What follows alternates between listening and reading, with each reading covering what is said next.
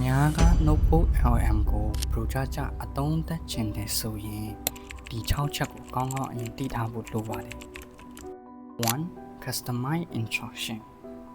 Number 2. Pencil icon Number 3. Connect with Gemini Number 4. Target slide revision Number 5. Save through note Number 6. Tree method စတဲ့ function တွေကိုကောင်းကောင်းအသုံးပြုတတ်ဖို့လိုပါတယ်အဓိက pro level တွေကဘယ်နေရာမှာသူတို့ကအားသာလဲဆိုတော့ customer သူတို့ကောင်းကောင်းလေး prompting လုပ်ထားတယ်သူတို့လိုချင်တဲ့ဟာနဲ့ normal people တွေနဲ့ different ဖြစ်တယ်ပေါ့ Hello အားလုံးပဲမင်္ဂလာပါကျွန်တော်ရဲ့ AI Acclaim by Oliver YouTube channel ကနေကြိုဆိုလိုက်ပါတယ်မိတ်ဆွေတို့ကျွန်တော်ကိုကူညီပေးတဲ့အနေနဲ့ like လေးနှိပ်ခဲပေးလို့ရပါတယ်တကယ်လို့မိတ်ဆွေကနိပညာအတိတွေကိုအမြဲတမ်းအစမပြတ်လေ့လာခြင်းတယ်ဆိုရင်ကျွန်တော်ရဲ့ YouTube channel ကိုလည်း subscribe နှိပ်ခဲ့ပြီးလို့ရပါတယ် Customize instruction အရင်ဆုံးကျွန်တော်တို့ကိုကဲတဲ့အရင်ဝင်တော့ပါမယ် Notebook LM ဆိုပြီးကျွန်တော်တို့ရိုက်ရှာလိုက်ပါကျွန်တော်ပြီးရင် Notebook LM ဆိုတော့နှိပ်လိုက်ပါ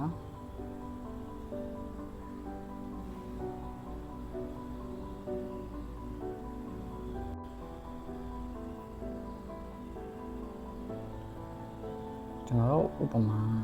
တစ်ခုရွေးလိုက်ပါ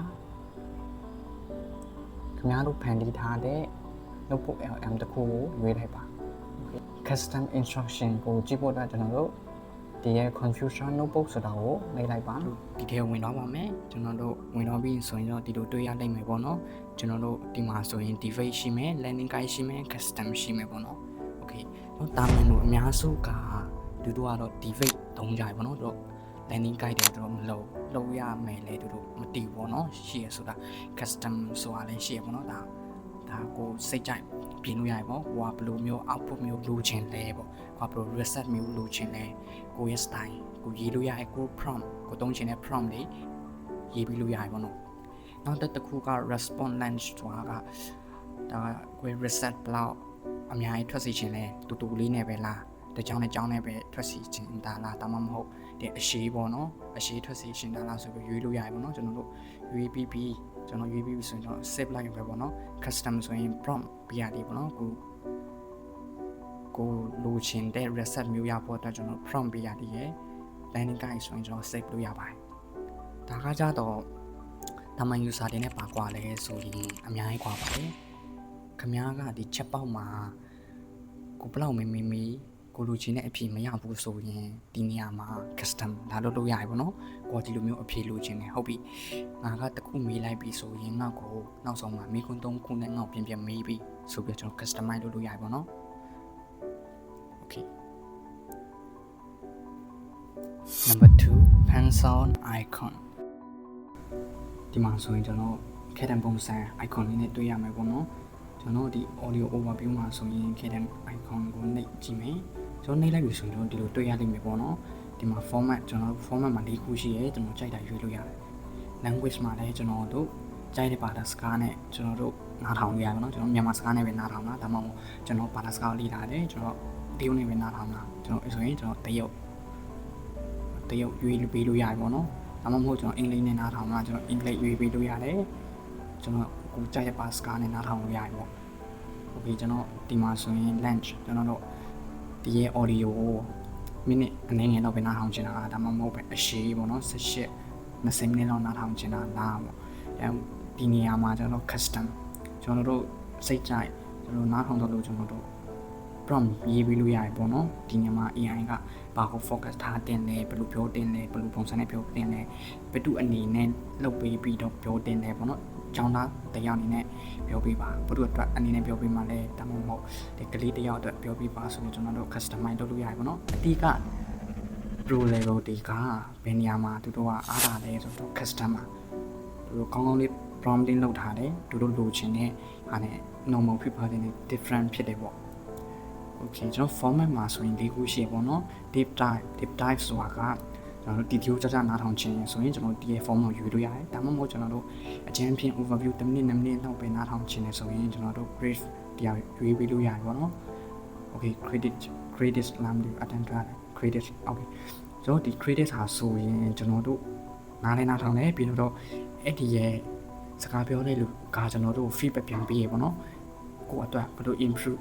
လုပ်လို့ရလဲဆိုပြီးတော့ကျွန်တော်တို့ feedback ပြန်ပေးတဲ့ဟာဒီနောက်ဆုံးတစ်ခုကတော့ဒီ fake ပေါ့နော်ဒီ fake ကတော့အငြင်းအခုံဒီ resource ပေါ်မှာဘယ်မှာအားနည်းချက်တွေရှိလဲဘယ်မလို့အားသာချက်တွေရှိလဲကျွန်တော်တို့ပံ့ပိုးပေးလိုက်တဲ့ဒီ information ပေါ်မှာဘာကမပြည့်စုံလဲဘာပြည့်စုံဘာကောင်းတာလဲမကောင်းတာလဲတော့ debate အနေနဲ့ကျွန်တော်တို့လုပ်လို့ရတယ်ပေါ့နော်တော့အငြင်းအခုံအဲ့လိုပေါ့ okay ကျွန်တော်ဒါတွေကကျွန်တော်လိုအပ်တယ်လို့ကျွန်တော်ချိန်လိုက်လို့ရတယ်ပေါ့နော်ကျွန်တော်တို့ဒီရိုးရိုးနှိမ့်မဲ့အစားပေါ့နော်ကျွန်တော်ဒီလို audio overview နှိမ့်မဲ့အစားကျွန်တော် audio ဒီလိုနှိမ့်လိုက်မယ်ဆိုရင်ဟုတ်ဒီတိုင်းပဲပေါ်လိုက်မယ်ပေါ့နော်ရိုးရိုးပေါ့နော်ကျွန်တော်ဒီမှာကျွန်တော်လိုအပ်တဲ့ဟာကိုက်ညီအောင်ကျွန်တော်တို့ပြန်ချိန်တိုင်းလို့ရတယ် preview မှာဒါမှမဟုတ်ကျွန်တော် resources ကျွန်တော်တို့ဘယ်လိုနားထောင်ချင်လဲဒီ Q ချက်နားထောင်ချင်တာဆို device ကျွန်တော်မဟုတ်ဘူးကျွန်တော် device နားထောင်ချင်တယ်ဆိုရင်ကျွန်တော်အဲ့အရွေး okay ကျွန်တော်မြန်မာနဲ့နားထောင်ချင်ကိုငါတရုတ်စာနဲ့နားထောင်ချင်တယ်ဆိုရင်ကျွန်တော် okay 中文ကျွန်တော်တို့တရုတ်စာရွေးပြင် channel လောက်တိုင်းအဲ့ဆိုရင်တရုတ်စကားနဲ့သူတို့ DQ or device လုပ်ပြီးလိမ့်မယ်ပေါ့နော် okay ဒါက pro level တွေတုံးတဲ့နည်းပေါ့နော်နောက်တစ်ခုကျွန်တော် slide မှာလည်းအလားတူပဲပေါ့ slide မှာလည်း DQ format အနေနဲ့ DQ ရှိမယ် presenter slide ရှိမယ် DQ slide ဆိုတာကျွန်တော်တို့အတွက်တုံးတဲ့ slide presenter ဆိုတာသူများပြန်ရှင်းရမယ့် slide ပေါ့နော်ဒီနှစ်ခုကကျွန်တော်ရွေးလို့ရပါတယ်ကျွန်တော်တို့အတွက်ပဲတုံးမယ် okay တော့ DQ slide ရွေးလိုက်ကျွန်တော်တို့သူများအတွက်တုံးမယ်သူများ presenter ပြန်လုပ်မယ် okay တော့ DQ မဟုတ်ဘဲနဲ့ကျွန်တော်တို့ကြီးလို့ရအောင်အကြမ်းဖြင့်အနေနဲ့ပဲထုတ်ပေးလိမ့်မယ်ပေါ့နော်ဒီမှာဆိုရင်လည်း language ရွေးလို့ရတယ်တရုတ်အင်္ဂလိပ်မြန်မာအများကြီးပဲပေါ့နော်ဘာသာစကားတွေကတော့ပြီးတော့ဒီမှာကျွန်တော်တို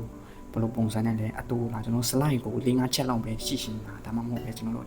slide တွေကိုအများကြီးပေါ့နော်10ချက်လောက်ရှိရှင်တယ်ဆိုရင်တော့ default ရွေးလို့ရတယ်ပေါ့နော်အဲကျွန်တော် describe a slide that you want to create ကျွန်တော် slide လည်းကျွန်တော် create လုပ်ရတယ်ပေါ့နော်ဒီနေရာမှာကျွန်တော် slide ဘယ်လိုပုံစံလိုချင်လဲကျွန်တော်လုပ်လို့ရပါတယ်ဒီ slide မှာဆိုရင် okay ကျွန်တော်တို့slide ဥပမာထားလိုက်တော့ရေးလိုက်တယ်ဒီလိုပုံစံနောက်ကို professional ကြpresentation slide ထုတ်ပေးပါဒါမှမဟုတ်ငါ့ကိုဒီရဲ့ concept အကြောင်း slide ကိုဒီရဲ့အကြောင်းအရာတွေထုတ်ပေးပါဆိုပြီးကျွန်တော်ပြောလို့ရတယ်ပေါ့နော်ဒီနေရာမှာ okay ကျွန်တော်တို့ထပ်ပြီးတော့ကျွန်တော် slide မှာဆိုရင်တော့ crypt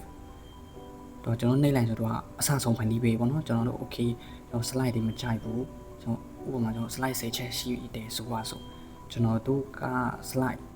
number 2ကိုမကြိုက်ဘူးဆိုပါဆိုကျွန်တော်ဒီ slide number 2ကိုကျွန်တော်တို့မကြိုက်ဘူးဆိုရင်ကျွန်တော်ဘယ်လိုပြင်မလဲဆိုရင်ကျွန်တော်ပြင်လို့ရပါတယ်ကျွန်တော်တို့ဒီအဆက်30နှိပ်လိုက်ပေါ့နော်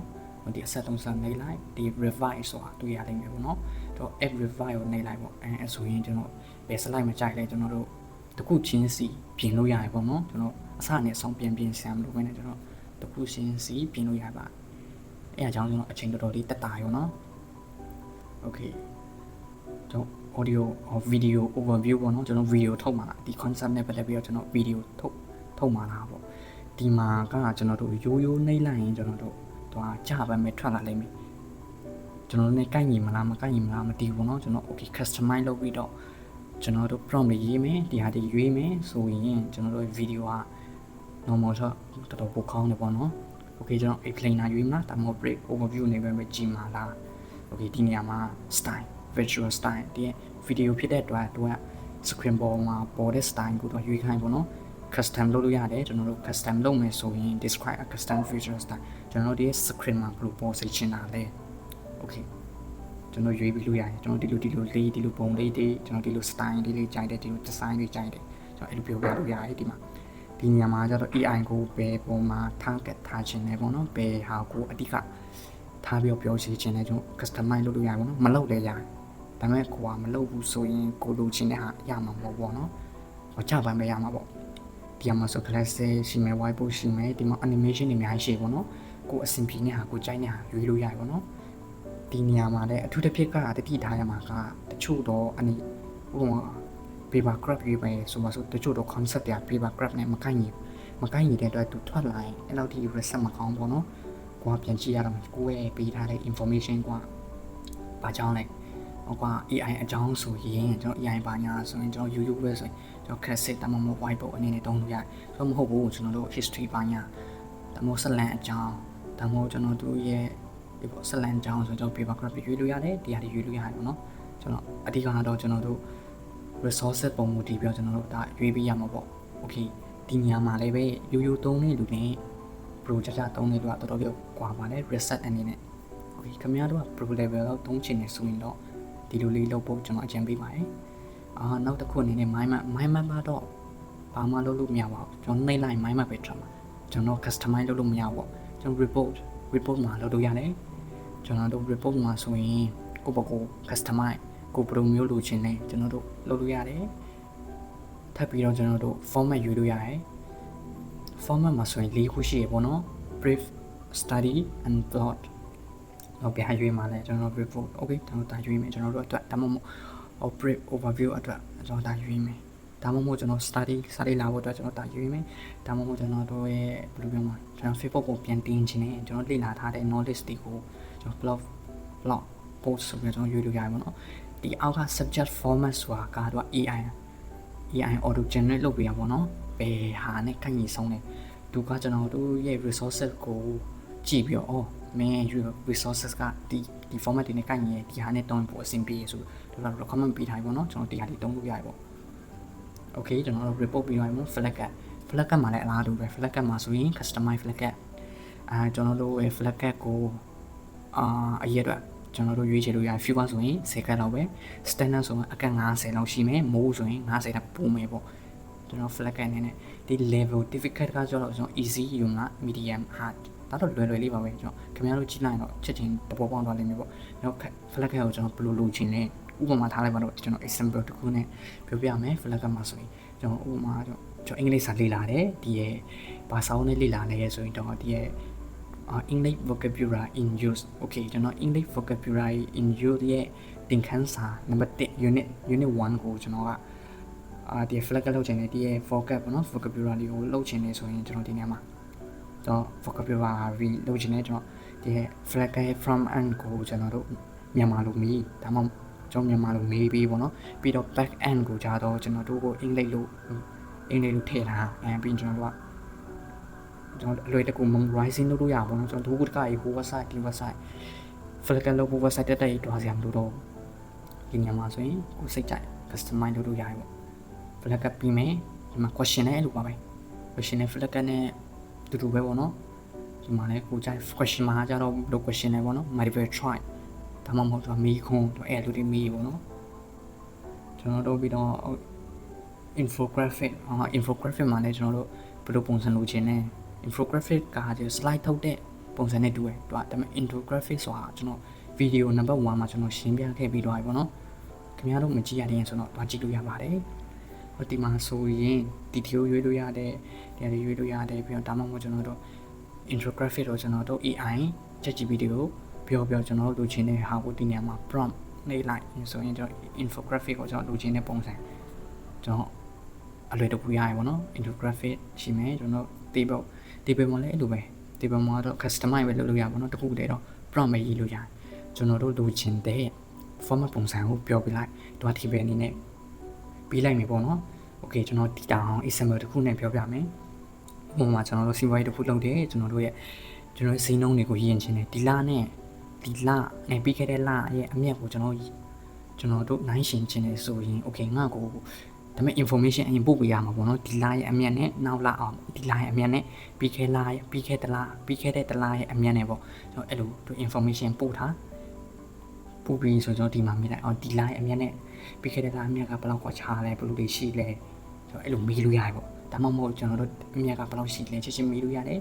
ကြိုက်တယ်လို့မေးလို့ရတယ်ပေါ့ okay pencil icon တရားပြီးပါပြီပေါ့နော် number 3 connect with Germany okay ကျွန်တော်တို့တတိယမြောက်တစ်ချက်အနေနဲ့ကကြတော့ဒီ Google AI Germany နဲ့ချိန်တာပေါ့နော်ကျွန်တော်တို့အဲ့ဟာကိုဘယ်လိုချိန်မလဲဆိုတော့ကျွန်တော်တို့ Google ကိုပြင်သွားမယ်ပြီးရင်ကျွန်တော်တို့ဒီနေရာမှာ Germany ဆိုပြီးတော့ကျွန်တော်ရိုက်ရှာကြည့်ပေါ့ပြီးရင်ကျွန်တော်တို့ဒီမှာနှိပ်လိုက်မယ်နော်နှိပ်လိုက်မယ်ခဏလေးနော်ဘာ future update တွေဖြစ်လာတယ်ဒီ okay ကျွန်တော်တို့ဒီရောက်ပြီဆိုရင်ကျွန်တော်တို့ဒီရဲ့ဟာချိန်ဖို့ဆိုရင်ကျွန်တော်ဒီမှာ Google Notebook LM ဆိုတော့တွေ့ရလိမ့်မယ်ပေါ့နော်အဲ့အောင်နှိပ်လိုက် okay ပြီးကိုမေးချင်တဲ့ကိုချိန်ချင်တဲ့ resource ပုံမူတည်ပြီးကျွန်တော်မေးလို့ရ okay ခုနကဒီရဲ့ vibe coding အခြေခံသဘောတရားဆိုတဲ့ခေါင်းစဉ်အောက်ပေါ့နော်ကျွန်တော်အဲ့ဒါနဲ့ချိန်ကြည့်လိုက်မယ် okay ကျွန်တော်တို့ဒီလိုချိန်ပြီးတော့ဒီကနေမှတစ်ဆင့်ကျွန်တော်တို့မေးလို့ရတယ်ဗျာအဲ့လိုဒီ notebook LM ထဲကမေးရနိုင်ဒီကမေးရပါကွာလဲဆိုတော့ notebook LM ထဲကကြတော့သူကအဖြေတွေကိုကျွန်တော်တို့ပေးတဲ့ resource ပေါ်ပဲမူတည်ပြီးတော့ပေးတယ်သူကဘယ်လိုပြောမလဲ intelligent တိတ်မရှိဘူးဗျာဉာဏ်ရည်တိတ်မရှိဘူးဒါပေမဲ့ဒီရဲ့ AI မှာတော့သူကကိုယ်ပိုင်ဉာဏ်ရည်ရှိတယ် notebook မှာကျတော့မရှိဘူးသူကကိုပေးတဲ့ resource ပေါ်မူတည်ပြီးအဖြေပြန်ပေးရကျွန်တော်တို့ဒီလို AI Gemini AI ပေါ့နော်ဒီမှာကျတော့သူကကိုယ်ပိုင်ဉာဏ်ရည်ရှိတယ်ကျွန်တော်ကြိုက်တာခိုင်းလို့ရတယ်ပေါ့နော်ဒီရဲ့ကျွန်တော်တို့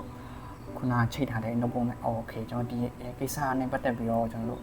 content တစ်ပုဒ်ရေးခိုင်းစေချင်တယ်ဆိုရင်ကျွန်တော်ဒီကနေနောက်ကို content တစ်ပုဒ်လောက်ရေးပေးပါ okay ကျွန်တော်စမ်းကြည့်အောင်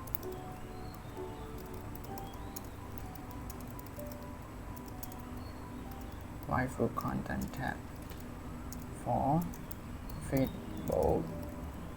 post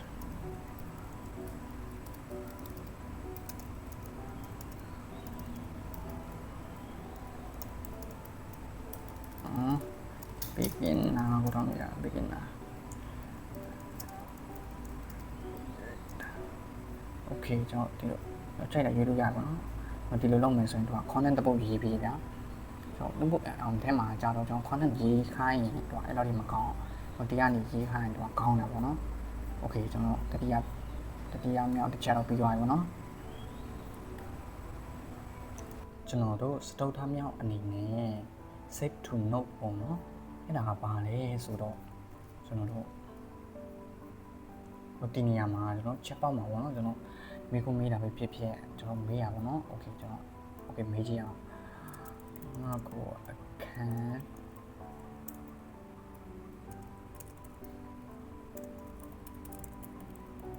okay ကျွန်တော်ရိုးရိုးရှင်းရှင်းမေးကြည့်အောင်ကျွန်တော်မေးပြီးတော့ပြီးဆိုတော့ okay နည်းနည်းကြာရပါတော့ကျွန်တော်ခဏလောက်စောင့်လိုက်အောင် okay ကျွန်တော်တို့ဒီမှာကျွန်တော် okay ကျွန်တော်စကားလေးအများကြီးပြောရမယ်ဒီချက်ပေါက်တယ်မှာပေါ့နော်ကျွန်တော်တချို့အဖြေတွေကကျွန်တော်တို့ကြိုက်တယ်တချို့ကမကြိုက်ဘူးကျွန်တော်ပြန်မေးရတယ်ပေါ့နော်တော့ကြိုက်တဲ့အဖြေတွေကိုကျွန်တော်တို့ဒီဘက် channel မှာ studio မှာတင်ထားခြင်းနေဆိုရင်ကျွန်တော်နောက်တစ်ခါပြန်လာကြည့်ပေါ့နော်ဒီရဲ့ check history ကကျွန်တော် auto ပျောက်သွားမှာဗျာကျွန်တော်နောက်တစ်ခါပြန်လာကြည့်ဒါကြောင့်ကျွန်တော်ဒါကိုမပျောက်ခြင်းဘူးကျွန်တော်တို့မှတ်ထားစေခြင်းနေဆိုတော့ဒါနှိပ်လို့ရမယ်နော်ဒီမှာ save to note ဆိုတာကျွန်တော်နှိပ်လိုက်မယ်အဲ့ဆိုရင်တော့ဒီဘက် auto ဒီဘက် auto ရောက်သွားပြီပေါ့နော်ဒီမှာ web coding ဆိုတာပါတယ်ဒီဘက် auto ရောက်သွားပြီပေါ့ဒါကဘယ်နေရာမှာသုံးဝင်နေလဲဆိုရင်ကျွန်တော်အဖြေတွေမေးတယ်ကျွန်တော်ကြိုက်တဲ့အဖြေတွေရှိရင်ကျွန်တော်စနစ်တကျစုထားလို့ရတယ်ပေါ့ကျွန်တော်ပင်နှကြိုက်တယ်ပြီးကြတော့နောက်ထပ်ကောင်းတာတစ်ခုကကျွန်တော်ဒီကနေကျွန်တော်ဘာထပ်လုပ်လို့ရသေးလဲပေါ့ဒီကနေကျွန်တော်ဒီကနေမှတစ်စင်ကျွန်တော်ဒီ studio ပေါ့နော်ဒီ studio ကနေမှတစ်စင်ကျွန်တော်ဒီဘက်မှာ resources ဘိုင်းကျွန်တော်ပြန်သွားထည့်လို့ရတယ်ဥပမာကျွန်တော်ပြမယ်ဒီမှာ convert to resource ကျွန်တော်ဒီရဲ့ခုနက set ထားတဲ့ note ကိုဒီဘက်ထည့်လိုက်တယ်ဒီကနေမှတစ်ဆင့်ကျွန်တော်တို့ဒီဘက်ပြန်ထည့်လိုက်တယ်ကျွန်တော်တို့ရဲ့ information အနေနဲ့ပြန်လုပ်လိုက်တယ်ပေါ့နော်အဲ့ဒီကနေမှတစ်ဆင့်ကျွန်တော်ပြန်မေးချင်ရတယ်အဲ့လိုပေါ့နော် okay ဒီရဲ့အားသာချက်လေးပါဒါတွေကတော့ကျွန်တော်တို့အခုဆိုရင် prototype မှာဆိုရင်တော့နှစ်ခုပဲကျန်တော့ပြီပေါ့နော် target flight revision နဲ့ trimmer test ဆိုပဲကျန်တော့တယ်ကျွန်တော်တို့နောက်ဒီနှစ်ခုဆက်ပြီးကြည့်လိုက်အောင်target revision ဆိုတာကျွန်တော်ဒီမှာ slide ကျွန်တော်ခုနကတော့ပြပြီးသွားရလားမသိဘူးဒါကျွန်တော်နောက်တစ်ခေါက်အနေနဲ့ကျွန်တော်ကောင်းကောင်းလေးပြင်ပြလိုက်ပါမယ်ကျွန်တော်ဒီမှာ slide လုပ်ပြီးတော့ပြီးဆိုရင်ကျွန်တော်တို့ကတချို့ဟာတွေကျွန်တော်ကြိုက်တယ်တချို့ဟာတွေကျွန်တော်မကြိုက်ဘူး okay ကျွန်တော်တို့မကြိုက်တဲ့ slide တစ်ခုချင်းစီကိုပြင်လို့ရဗျာကျွန်တော်ပထမမြောက် slide မကြိုက်ဘူးဆိုရင်ကျွန်တော်သူ့ only သူ့ကိုပဲကျွန်တော်တို့စိတ်ကြိုက်ပြင်လို့ရတယ်ပေါ့ဆိုရင်ကျွန်တော်အဲ့လိုလုပ်ဖို့ကျွန်တော် detail ဝင်ကျွန်တော်ဒီမှာ revise ဒါမှမဟုတ်ဒီမှာမပြင်ချင်ဘူးဆိုရင်ကျွန်တော်တရားနေနှိပ်လို့ရတယ်ပေါ့နော်ဒီမှာ slide ပေးမှာအဆက်3ဆက်ရှိတယ်ကျွန်တော် revise ဆိုတာနှိပ်လိုက်ကျွန်တော်စိတ်ကြိုက် slide တစ်ခုချင်းပြင်လို့ရတယ်ပေါ့နော်ဒါကြောင့်ကျွန်တော်တို့အစနဲ့အဆုံးပြင်ဆင်မလို့တော့ပေါ့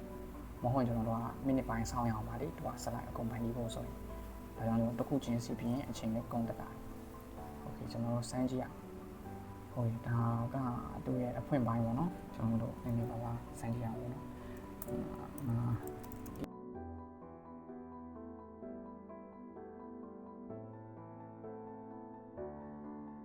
โอเคအခုသူဖန်တီးလုပ်ပြီးတော့ရပါတော့ကြည့်အောင်ဘယ်ပုံစံဖြစ်မလဲဆိုပထမစ okay okay တော်တော်လေးရှင်းသွားပြီပေါ့နော်အခုတော့ရိုးရိုးရှင်းရှင်းလေးဖြစ်သွားခုနဟာနဲ့ဘယ်လိုကွာလဲခုနကတော့အုံနောက်ပုံစံပေါ့နော်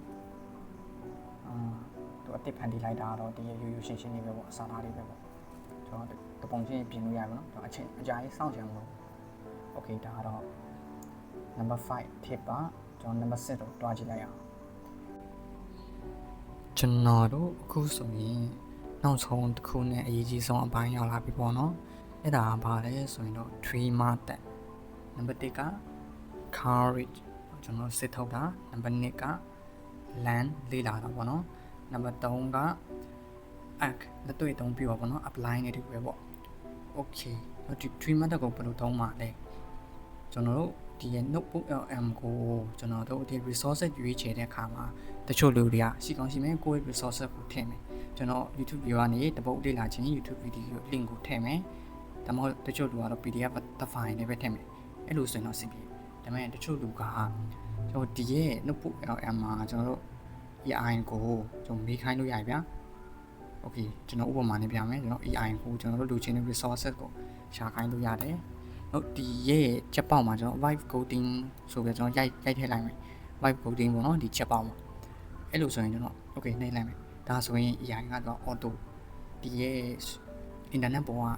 vibe coding နဲ့ပတ်သက်သမျှ resources ကိုသူကိုယ့်ဘက်ကိုရှာပေးမှာပေါ့နော်အများကြီးပဲပေါ့ဒီလိုလုပ်တာကြတော့ကောင်းလားဆိုတော့ဘယ်လိုပြောတခါတလေပါပဲကျွန်တော်ဖြစ်နိုင်ရင်ကျွန်တော်အကောင်းဆုံးကတော့ကျွန်တော်လူချင်းတဲ့ resources ကိုပဲထည့်ပြီးကျွန်တော်တို့အလွယ်တကူကျွန်တော်လူချင်းတဲ့အဖြေရမှာပေါ့နော်ကျွန်တော်မဟုတ်ဘဲနဲ့ကျွန်တော် AI မေးမယ်ကျွန်တော် resources အများကြီးထည့်မယ်ဒါဆိုရင်သူကမမှန်တော့ပေါ့နော်မမှန်ဘူးဆိုတာသူ resources ရမ်းများကျွန်တော်တို့လူချင်းတဲ့အဖြေရတယ်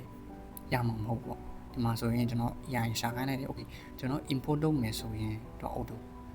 import လုပ်ပြီးလိုက်ပြီပေါ့နော်အများကြီးပေါ့ဒါတော့ resources မှာ import လုပ်တဲ့အပိုင်းကျွန်တော်တို့ဒီကောင်းမွန်တဲ့ quality ကိုရွေးပါကောင်းမွန်တဲ့ resources quality ရွေးပါလို့ပြောရှင်းပါတယ် okay ကျွန်တော်နောက်တစ်ခု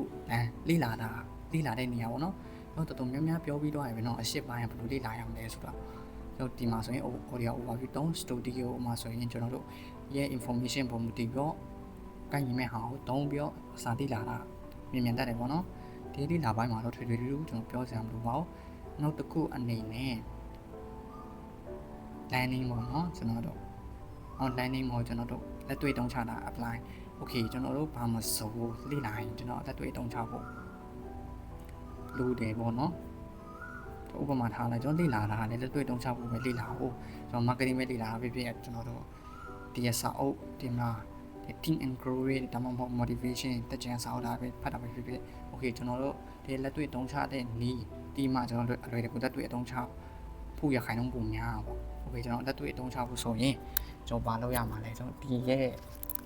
ချက်မှာမေးလဲရတယ်ပေါ့နော်ကျွန်တော်ဒီချက်မှာတိတ်မကောင်းဘူးပေါ့မင်းဘာလို့လဲဆိုရင်တော့သူကကိုပိုင်းအောင်တော့တိတ်မရှိဘူးကျွန်တော်တို့ပေးတဲ့ resource ပုံမူတည်ပြီးတော့သူပဲဖြေရဆိုတော့လေ okay လက်တွေ့တုံးချကျွန်တော်ဒီမှာမေးလို့ရနော်ကျွန်တော်လက်တွေ့တုံးချဖို့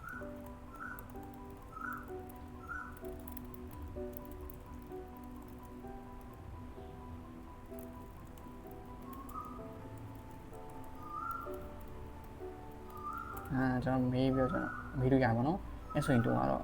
ကျွန်တော်တရားနဲ့ပတ်သက်ပြီးတော့ဒီ vibe coding နဲ့ပို့လို့နေရာမှာလက်တွေ့တုံးချရလဲတော့ပြောပြလာလိမ့်မယ်ပေါ့နော်ကျွန်တော်အဲ့လိုလောက်တာထဲတော့ဒီ Google Gemini ကိုတွားလိုက် Google မှာ Gemini လို့ရရှာလိုက်နော် Google AI Google Gemini AI okay ကျွန်တော် okay နော်တောက်ဖြတ်ထားမယ်နားနော် okay ကျွန်တော်တို့ဒီထဲဝင်အမုံဆော့ကျွန်တော်တို့ဒီရဲ့ဒီမှာအပေါင်းနဲ့ notebook LM ကိုဝင်ဒီမှာဆို vibe coding အခြေခံလုပ်တရား act တရားနေမှာတစ်ဆင့်ကျွန်တော်တွေ့တုံးချနေညာကိုကျောင်းသားတယောက်ကျောင်းသားတဲ့ရောက်အတွက်ရောက်ပြပါဒါဆိုရင်တို့ကျွန်တော်တို့ကျောင်းသားတယောက်အနေနဲ့တွေ့တော့တုံးချရမယ်ဆိုတော့စနစ်တကျနဲ့ပြောပြမှာပေါ့နော်ဒါဆိုရင်ကျွန်တော်တို့တက်တွေ့လို့ဆောင်တော့ရခိုင်နှုန်းပုံများပေါ့ okay ဒါကတော့နောက်ဆုံးအပိုင်းပေါ့နော် curate land and စစ်ထုံးမယ်လေ့လာမယ်လက်တွေ့တုံးချမယ်ဒီလိုပေါ့နော်သူကပြောပြလာလိမ့်မယ်ကျွန်တော် line တိတ်မကောင်းတော့မပြတော့ဘောနော် okay ကျွန်တော် အခုဆိုရင် notebook LM ကိုပရိုဂျက်တာအသုံးပြုနေချောင်းနေပြီးတော့ပြီပေါ့နော်။ Okay ဒီချောင်းနေမှာခင်ဗျားတို့အတွက်အကျိုးရှိမယ်လို့ကျွန်တော်မျှော်လင့်ပါတယ်။အားလုံးပဲအဆုံးထိကြည့်ပြီးတဲ့အတွက်တယောက်ချင်းစီတိုင်းကိုကျေးဇူးတင်ပါတယ်